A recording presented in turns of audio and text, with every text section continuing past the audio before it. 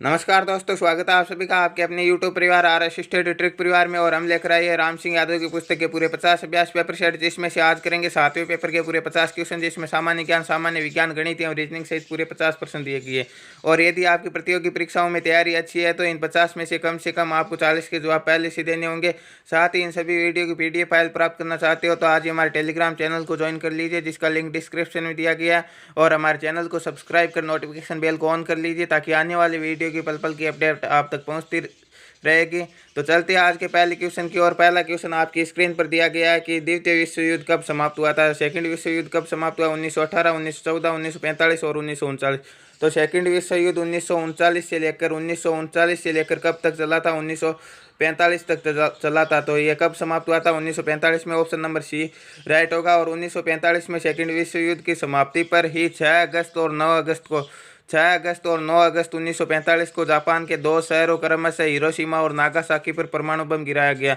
तो पहला परमाणु बम 6 अगस्त 1945 को गिराया गया हिरोशिमा पर, और दूसरा 9 अगस्त 1945 को नागासाकी पर गिराया गया। जो हिरोशिमा पर गिराया गया उसका नाम था लिटिल बॉय, और जो नागासाकी पर गिराया गया उसका क्या नाम था? फैटमैन था। नेक्स्ट क्वेश्चन यहाँ पर दिया गया है कि पानीपत की दूसरी लड़ाई किन किन के बीच हुई? हेमू और अकबर, बाबर और इब्राहिम लोदी, अहमद शाह और मराठा, महाराणा सांगा और बाबर। तो पानीपत का प्रथम युद्ध किन के मध्य हुआ था? 1526 में हुआ था पानीपत का प्रथम युद्ध। और प्रथम युद्ध हुआ था बाबर और इब्राहिम लोदी के मध्य, जिसमें भारत में मुगल साम्राज्य की स्थापना हुई थी और इब्राहिम लोदी की हार हुई थी। और इब्राहिम लोदी दिल्ली सल्तनत का एकमात्र ऐसा शासक था जो युद्ध भूमि में मारा गया था। और पानीपत का दूसरा युद्ध हुआ था 1556 में। 1556 में किन किन के मध्य हुआ था? हेमू और अकबर के मध्य हुआ था। इस क्वेश्चन का ऑप्शन नंबर ए राइट होगा। हेमू और अकबर के मध्य ये युद्ध हुआ था, और इसमें अकबर की सेना का नेतृत्व बैरम खान कर रहा था। कौन कर रहा था? बैरम खान कर रहा था। और हेमू दिल्ली की गद्दी पर बैठने वाला अंतिम हिंदू शासक था। और हेमू विक्रमादित्य की उपाधि धारण करने वाला 14वां राजा था। कौन सा राजा था? 14वां और अंतिम राजा था विक्रमादित्य की उपाधि धारण करने वाला हेमू। पानीपत का तीसरा युद्ध हुआ था 1761 में। 1761 में किन किन के मध्य हुआ था? अहमद शाह अब्दाली और सदाशिवराव बाहू के बीच। सदाशिवराव बाहू कौन था? मराठा था। और अहमद शाह के बीच हुआ था। तो पानीपत का तीसरा युद्ध हुआ था अहमद शाह अब्दाली और मराठों के बीच 1761 में। और महाराणा सांगा और बाबर के मध्य कौन सा युद्ध हुआ था? 1527 में।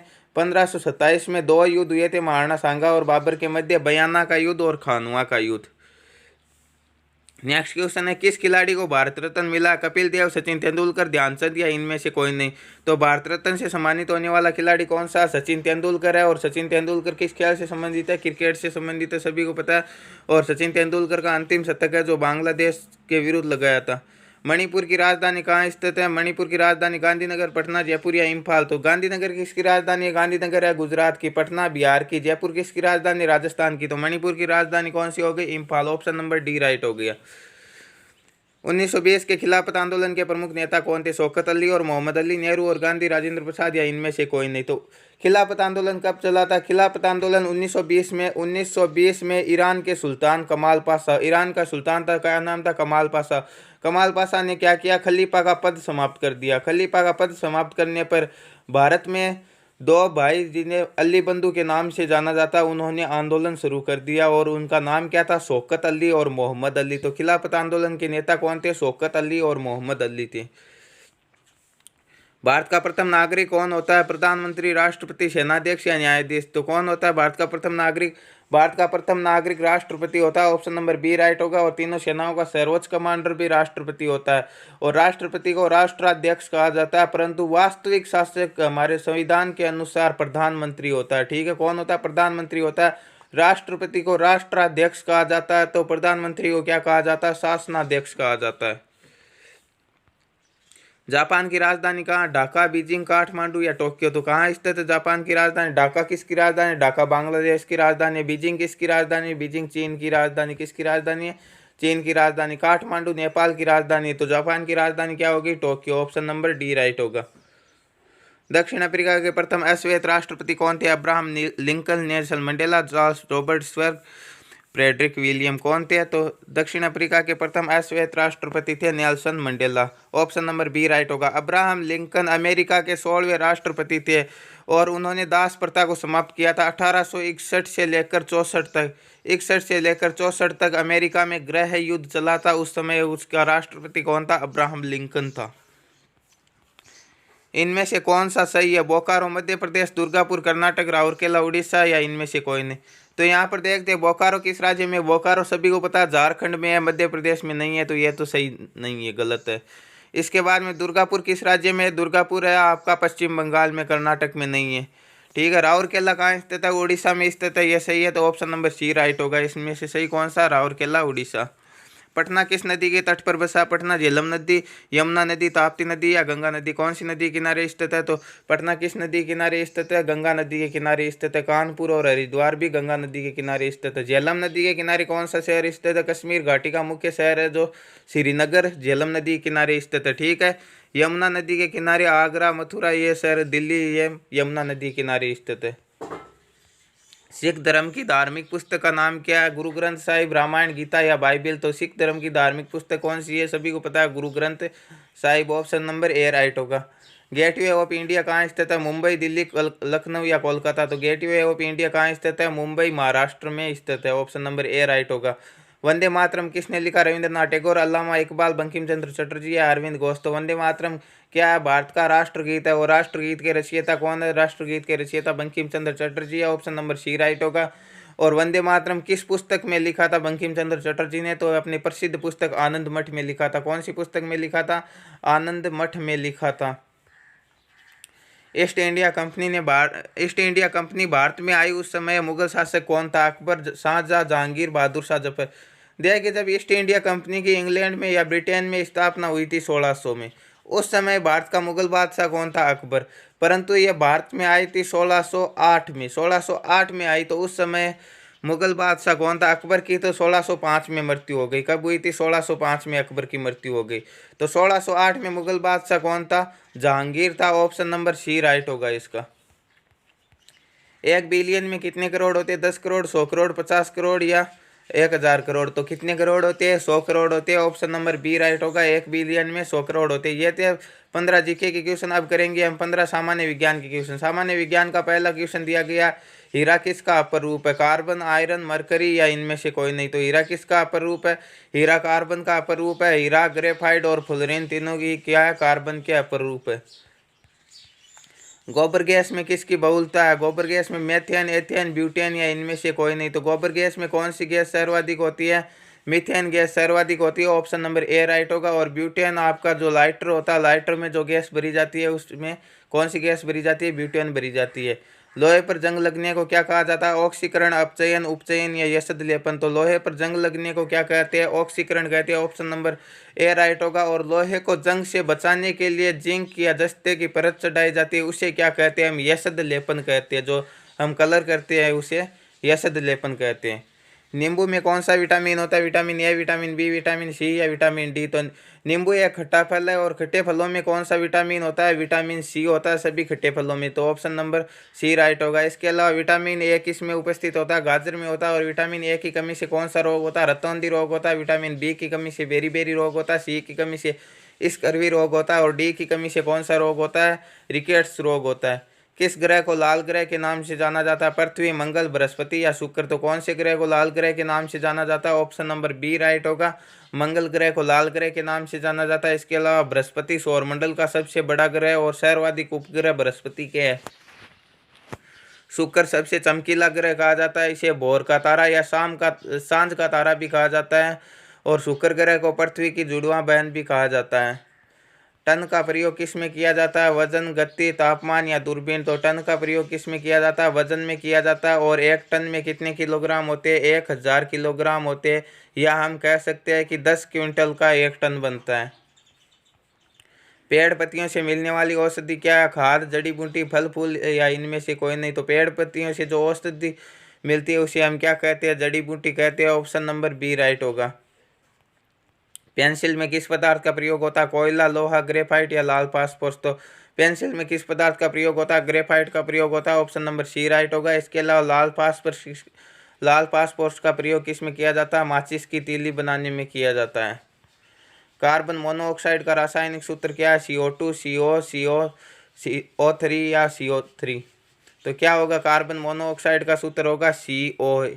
कार्बन मोनो में एक ही अणु होता है ऑक्सीजन का, ठीक है, तो CO होगा। O3 यहाँ पर किसका? ओजोन का सूत्र है। CO2 कार्बन डाइऑक्साइड का सूत्र है। पेनिसिलिन की खोज किसने की? Alexander Fleming, Newton, Hargobind Khurana या रॉबर्ट हुक। तो पेनिसिलिन की खोज किसने की थी? पेनिसिलिन की खोज की थी अलेक्जेंडर फ्लेमिंग ने। ऑप्शन नंबर ए राइट होगा। डायनामाइट की खोज किसने की है? अल्फ्रेड नोबल, न्यूटन, आइंस्टीन या इनमें से कोई नहीं। तो डायनामाइट की खोज किसने की थी? अल्फ्रेड नोबल ने। और अल्फ्रेड नोबल की याद में ही पूरे विश्व में आज नोबेल पुरस्कार दिया जाता है। नेक्स्ट क्वेश्चन है, परमाणु के नाभिक में क्या होता है? इलेक्ट्रॉन, प्रोटॉन, प्रोटॉन और न्यूट्रॉन, इलेक्ट्रॉन और न्यूट्रॉन। तो परमाणु के नाभिक में क्या होता है? इलेक्ट्रॉन। सभी को पता है कि परमाणु की बाहरी कक्षा में चक्कर लगाते रहते हैं। बाहरी कक्षा में यहाँ पर जो चक्कर लगाते हैं उन्हें हम क्या कहते हैं? इलेक्ट्रॉन कहते हैं। तो नाभिक में दो कौन से होंगे? प्रोटॉन और न्यूट्रॉन होंगे। ऑप्शन नंबर बी राइट होगा। नेक्स्ट क्वेश्चन है, एक स्वस्थ व्यक्ति की 1 मिनट में नाड़ी स्पंदन दर होगी। नाड़ी स्पंदन दर कितनी होती है एक स्वस्थ व्यक्ति की? तो 72 से 80 बार नाड़ी स्पंदन होती है एक स्वस्थ व्यक्ति की। पंखे की गति को बढ़ाने व घटाने के काम में आता है रेगुलेटर, विद्युत, सेल, चुंबक या इनमें से कोई नहीं। तो घटाने व बढ़ाने के काम में क्या आता है? रेगुलेटर से पंखे की गति को अधिक या कम कर सकते हैं हम।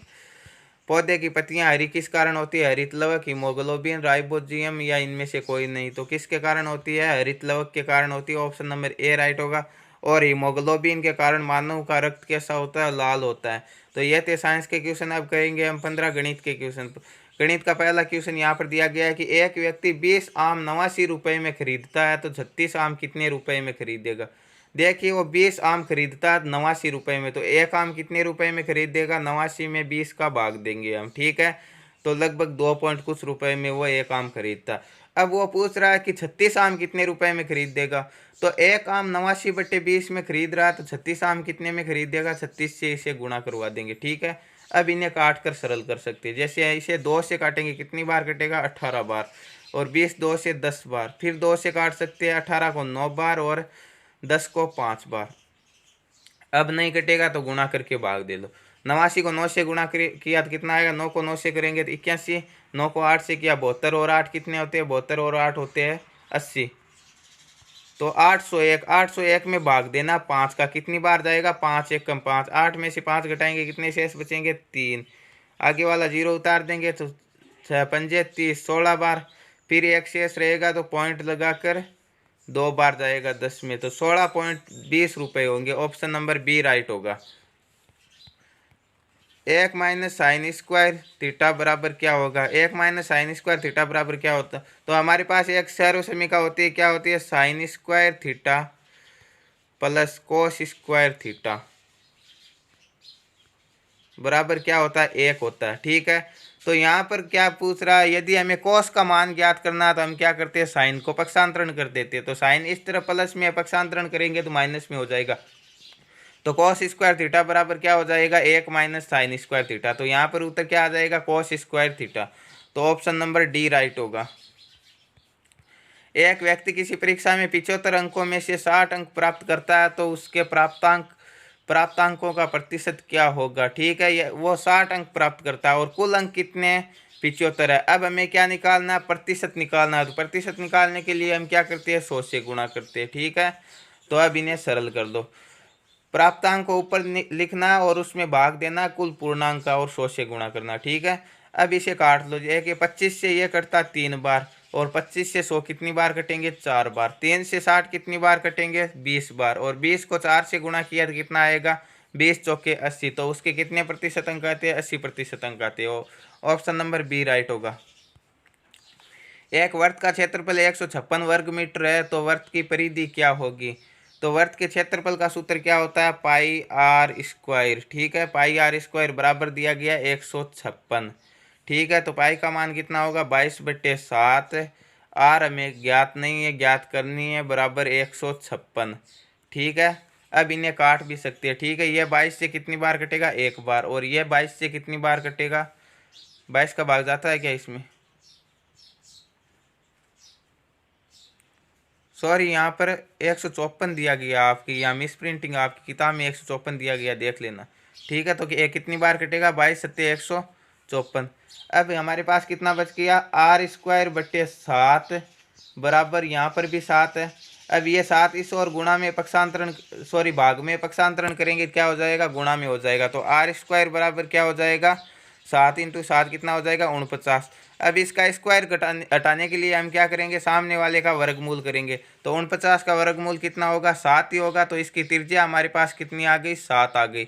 अब हमें इसकी परिधि ज्ञात करना। तो परिधि का सूत्र क्या होता है, 2πr। 2πr परिधि का सूत्र होता है। तो 2 × 22/7 × r का मान कितना आया हमारे पास, अभी अभी 7।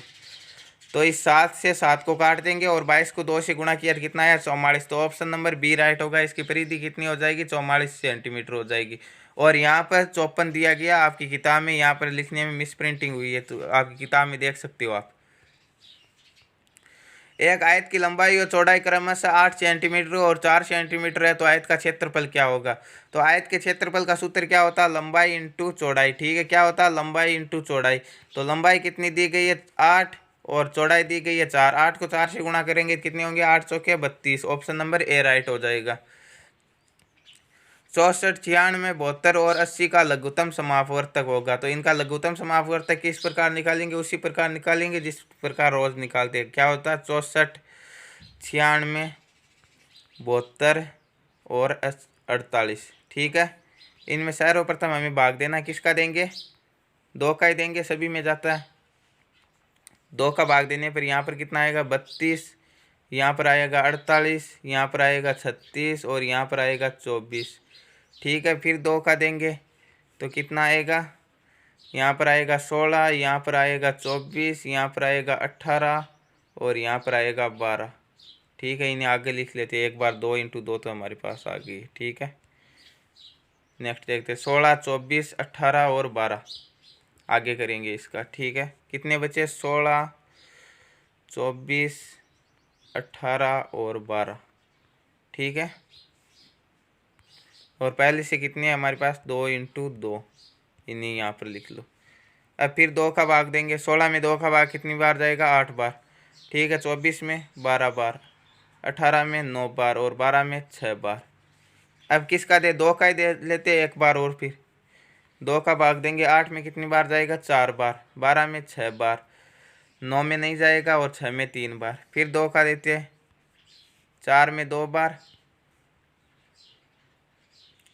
यहाँ पर कितना जाएगा, 6 में कितने का जाएगा, 6 में 3 बार, 9 में नहीं जाएगा और 3 आ जाएगा।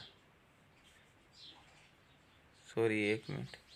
अब 3 का भाग देना। ठीक है, 3 का भाग कितनी बार जाएगा, 2 में नहीं जाएगा, 3 में 1 बार, 9 में 3 बार और यहाँ पर 3 में 1 बार। तो यहाँ पर कितना बचा, 3 और 2। 3 को 2 से गुणा करेंगे, इनमें किसी का भाग नहीं जाएगा। 3 को 2 से गुणा कर लो सीधा।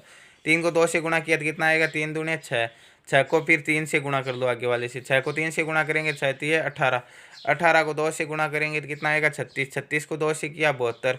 72 को 2 से गुणा करेंगे तो कितना आएगा, 72 को 2 से गुणा करेंगे तो आएगा 144। 144 को 2 से गुणा करेंगे तो कितना आएगा, 288। और 288 को 2 से गुणा करेंगे तो कितना आएगा, 576। तो ऑप्शन नंबर बी राइट होगा। इनका एलसीएम 576 होगा। यहाँ पर क्या है, 2 और 3 शेष है और इनमें से किसी भी कॉमन संख्या का भाग नहीं जाता, तो सीधा 2 और 3 को गुणा करवा ले। ठीक है, तो हमारे पास ऑप्शन नंबर बी राइट होगा। इनका लघुत्तम समापवर्तक क्या होगा, 576 होगा। यदि वर्त की त्रिज्या 42 सेमी है तो अर्धवर्त की परिधि क्या होगी। वर्त की त्रिज्या, अर्धवर्त की परिधि का सूत्र क्या होता है, वर्त की परिधि का सूत्र क्या होता है, 2πr होता है। ठीक है, 2πr होता है। तो अर्धवर्त की, जब वर्त का क्षेत्रफल πr² होता है तो अर्धवर्त का हम कैसे ज्ञात करते हैं, 1/2 πr²। तो इसका भी 1/2 करेंगे, परंतु इसमें एक चीज़ ऐड और होगी, 2r होगी। वो कैसे होगी, देखिए ये वर्त है पूरा, अब इसकी ये परिधि होगी। ठीक है, तो ये अर्धवर्त है तो इसकी ये आधी होगी, परंतु ये एक व्यास और जुड़ेगा इसमें। ठीक है, अर्धवर्त में, तो ये 2r के बराबर होगा व्यास। ठीक है, अब हमें ज्ञात करना, सूत्र किस प्रकार बनाएंगे, इस 2 से ये 2 कट जाएगा तो यहाँ पर कितना बचेगा, πr + 2r। यह होता है अर्धवर्त की परिधि का सूत्र, πr + 2r। तो ज्ञात करते हैं πr, पाई का मान कितना होगा हमारे पास, 22/7 इंटू आर का मान होगा 42 प्लस 2r, ठीक है, 2 इंटू 42। 7 से 42 कितनी बार कटेंगे, 6 7 42, 6 बार। 22 को 6 से गुणा किया तो कितना आएगा, 22 छक्के 132 प्लस 2 को 42 से गुणा किया, 42 और 42 कितने होते हैं, 84, ठीक है। 132 में 84 जोड़ेंगे तो कितना आएगा, 4 और 2 6, 8 और 3 11, 1 और 1 2, 216। तो ऑप्शन नंबर बी राइट होगा। 42 सेंटीमीटर वाली अर्धवर्त की परिधि क्या होगी, 216 सेंटीमीटर। यदि एक संख्या का 70% 210 है तो वह संख्या कितनी है, ठीक है। अब प्रतिशत दिया गया तो क्या करेंगे हम, 210 का कितना प्रतिशत दिया गया, 70% दिया गया है, ठीक है। यदि पूछता तो हम 210 नीचे लिखते, ठीक है। और ज्ञात कितना प्रतिशत करता है, कुल संख्या यानी 100% ज्ञात करना उसका, ठीक है। तो इंटू 100 कर देंगे, ठीक है। 0 से 0 को काट देंगे, 7 से कितनी बार कटेगा, ये 3 बार, 3 से 21 और 3 को 100 से गुणा किया तो कितना आएगा, 3 को 100 से गुणा करेंगे तो आएगा 300। तो वो संख्या कितनी है, 300। 300 का ही 70% 210 है, ज्ञात कर सकते हैं जैसे 70/100 इंटू 300, ठीक है। देख लो पूरा 210 ही आएगा। इन 2 जीरो से 2 जीरो काट देंगे, 7 को 3 से गुणा करेंगे, 7 3 21, तो 210 आ जाएंगे। 0.01 का वर्गमूल होगा, तो 0.01 का वर्गमूल होगा 0.1। ऑप्शन नंबर ए राइट होगा। किस प्रकार होगा, देखिए 0.1 को 0.1 से गुणा करेंगे तो कितना आएगा, 1 को 1 से गुणा करेंगे तो 1 ही आएगा। परंतु कितनी संख्याओं से पहले दशमलव, 1 इसके और 1 इसके, 2 के आगे, तो एक तो ये होगी, दूसरा ये उतार कर 0 करना, ठीक है।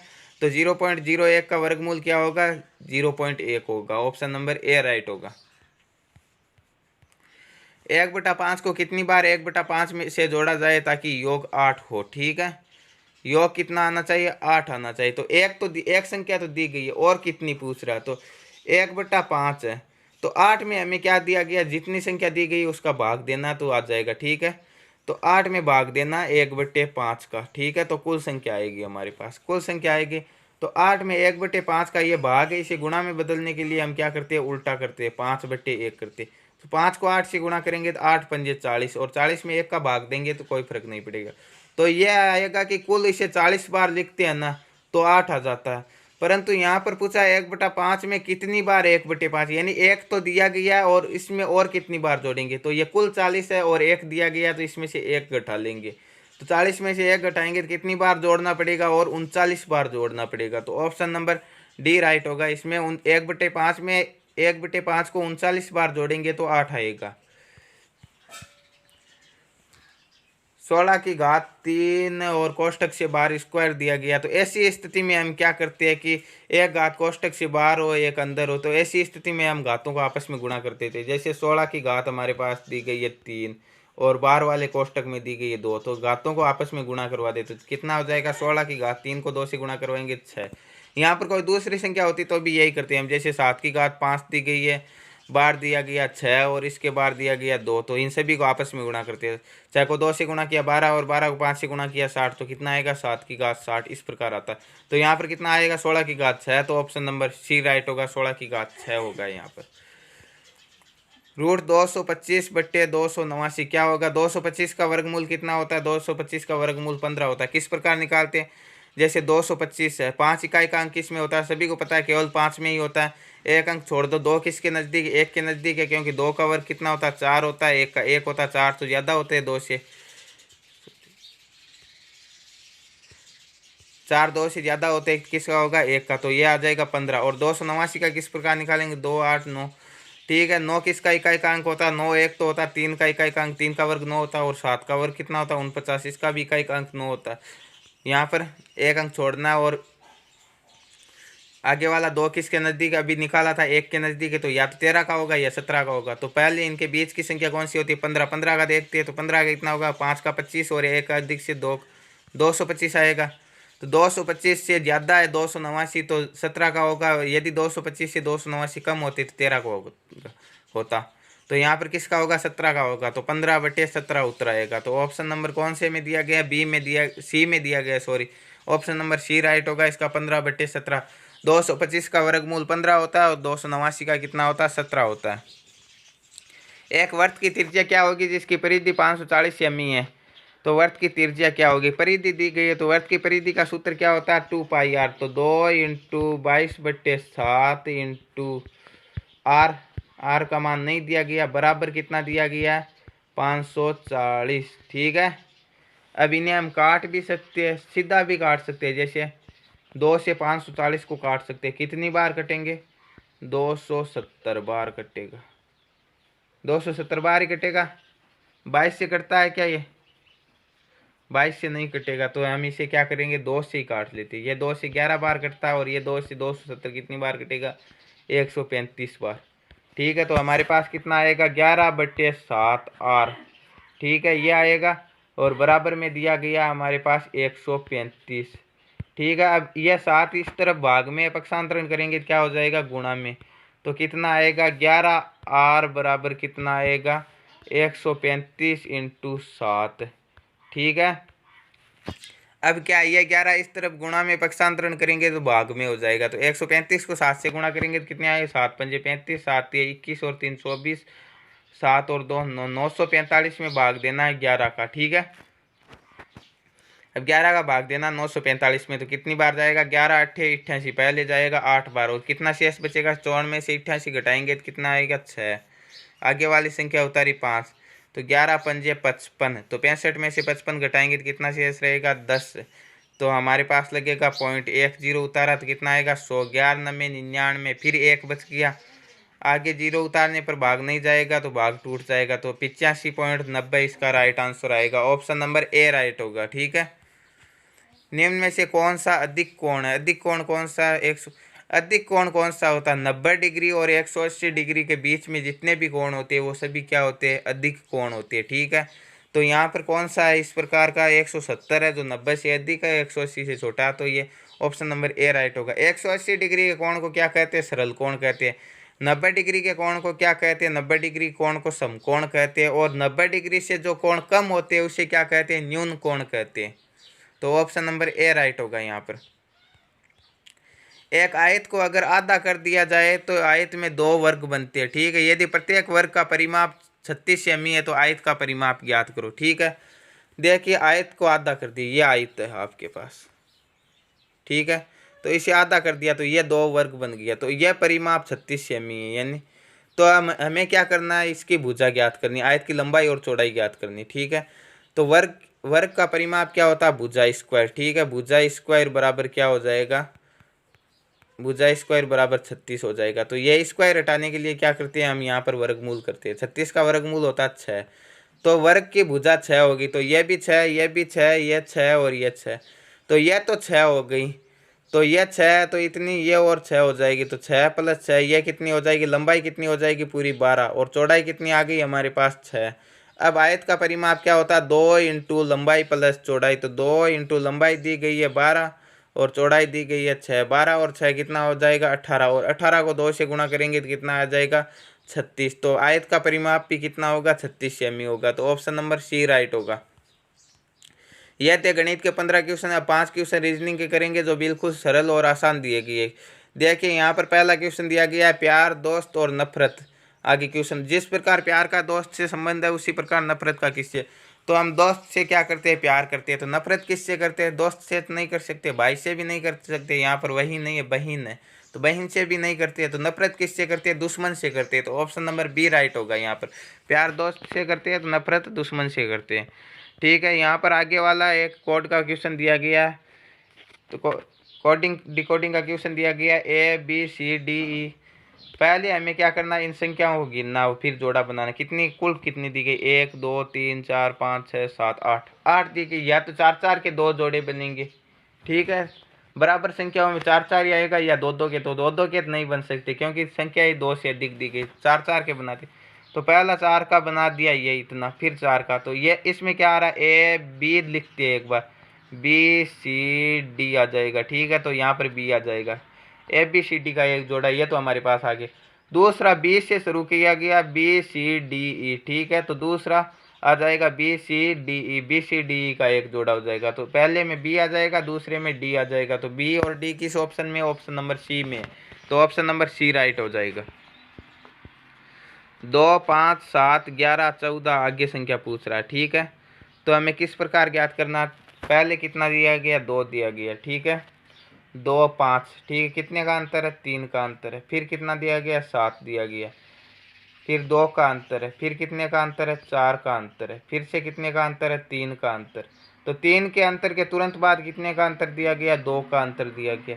तो 11 और 14 में 3 का अंतर है, और 14 के बाद 2, 14 में 2 ऐड करेंगे तो कितना आएगा, 16 आएगा, ठीक है। तो ऑप्शन नंबर बी राइट होगा। यहाँ पर ध्यान रखना है कि 3 के अंतर के बाद तुरंत बाद 2 का अंतर आता है और 2 के तुरंत बाद 4 का अंतर आ रहा है, ठीक है। तो 3 के बाद 2 का, तो 11 और 14 में 3 का अंतर है और फिर 2 का अंतर करेंगे, 14 में 2 ऐड करेंगे तो कितना आ जाएगा, 16 आ जाएगा। ऑप्शन नंबर बी राइट होगा।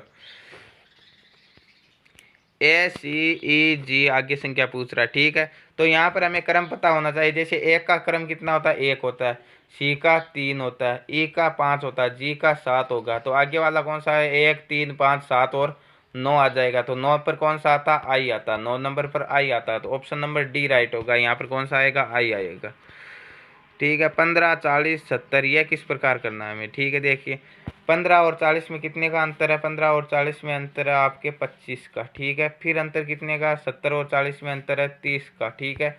तो पहले 25 का अंतर है, फिर 30 का अंतर है, तो आगे बढ़ाते चले जाएंगे इस प्रकार। फिर आएगा 35 का अंतर, तो 70 में 35 जोड़ेंगे तो कितना आएगा, 105 आएगा। तो ऑप्शन नंबर बी राइट होगा। तो यहाँ पर दोस्तों ये थे हमारे 50 क्वेश्चन 7वें पेपर के, और ये सीरीज पूरे 50 पेपर सेट तक चलती रहेगी। तो रोजाना पाने के लिए आज ही हमारे चैनल को सब्सक्राइब कर नोटिफिकेशन बेल को ऑन कर लीजिए, ताकि आने वाले वीडियो की अपडेट आप तक पहुँचती रहेगी। तो मिलते हैं नेक्स्ट वीडियो में, तब तक के लिए थैंक यू, धन्यवाद।